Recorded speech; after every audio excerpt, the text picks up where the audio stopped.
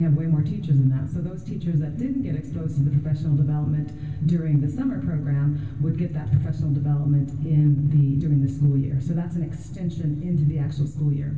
The other thing that Bell is doing is they have applied to become an SES provider in California. And SES is Supplemental Educational Services, for folks that don't know that. And they work in after-school program. And we have lots of people know that SES providers, we have some good providers, and we have some horrific providers.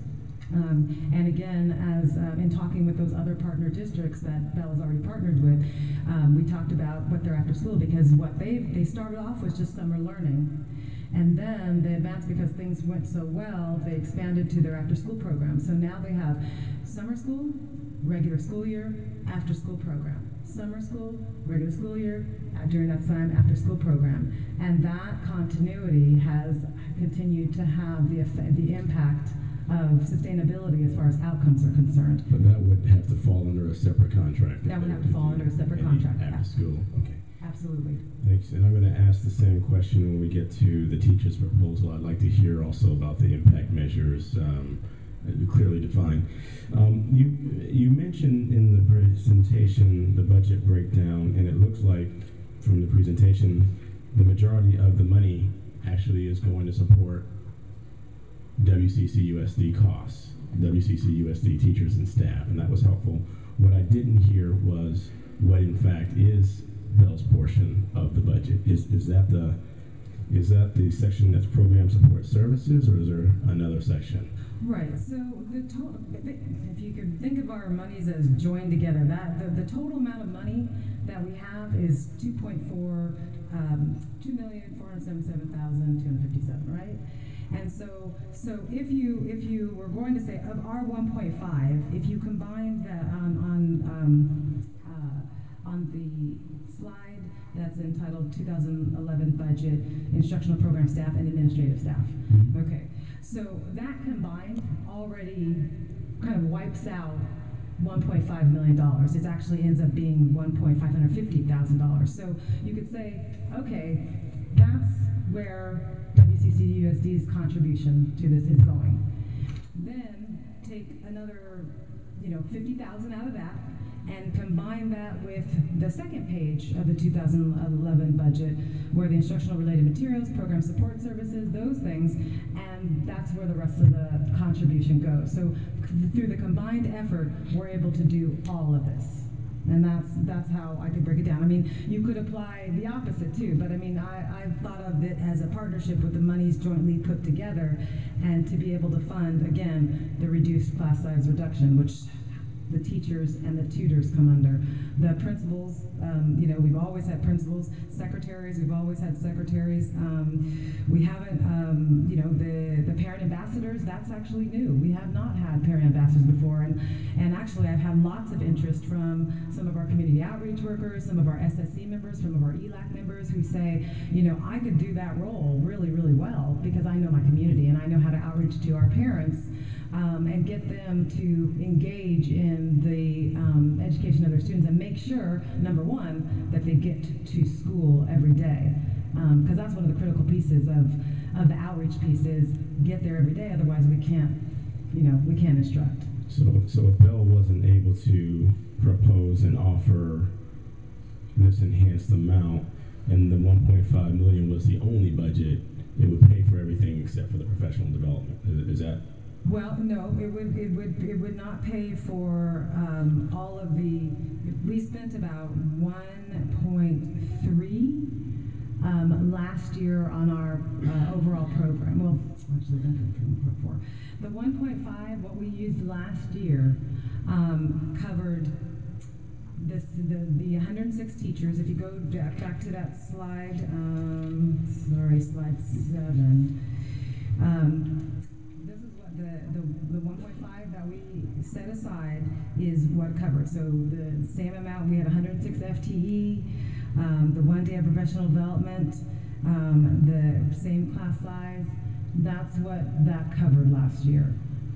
So we would not be able to have the amount of people, as it really comes down to people that takes up the majority of the cost. So we'd be back to the higher class size. Absolutely, absolutely. And then the role of the Bell staff in relation to the district staff who are working in the summer. What is the role and what is the background of the Bell staff who will be working in the summer program? What is their training, educational background, a profile? So the main person or people that would be with us through the program, well, if the board were to approve tonight, the main folks that, as far as being part of us throughout this whole process, is really this role that's a coach, because there is a model and there is the professional development piece that is pretty extensive. That is e-learning, but it's also in person, and it involves the principals. The principals actually have 40 hours of professional development. Then the teachers have their training, and then the tutors have their training, and then the parent ambassadors have their training. So there's a huge coaching component that goes along, and then so that's just before the program starts. But then it's like, okay, now we're implementing, and we've got to train those 7 teacher coaches, and they'll be in each one of them assigned to each of the schools. And then there's the ongoing piece of, okay, this is new material, this is this is something that we are trying, and we got that initial training, and now we need a little bit more coaching, a little bit side by side coaching. I've got, I was trying this, what's that? There's a whole bunch of work around making sure that we have the support that we need on an ongoing basis throughout the entire implementation process. How many coaches? There's one coach that's here for the whole time. So in terms of Bell staff working in the summer program, it's one coach? There's one coach working as a coach, yes, that's on the Bell side. Everybody else is on is West Contra Costa staff. Sure. Okay. And then that coach's background typically would be what type of experience or educational background? I'm going to ask Carol Press to come up and respond to that question.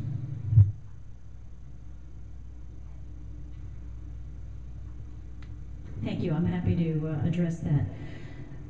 Let me just expand a little bit on how we help your teachers and your principals execute, a Bell model really successfully. We're not coming in and telling them how to be better educators. What we're really doing is taking a model that we have developed and proven over time with curriculum, with evaluations, with the ability to get data to people a lot earlier, and then the training that helps them figure out how do I take that data and use it to inform instruction. All right? So the coaching comes in many parts. There would be one person who would transfer into this region who is an experienced Bell manager. Those people typically start as teachers. For one reason or another, they've chosen to join Bell.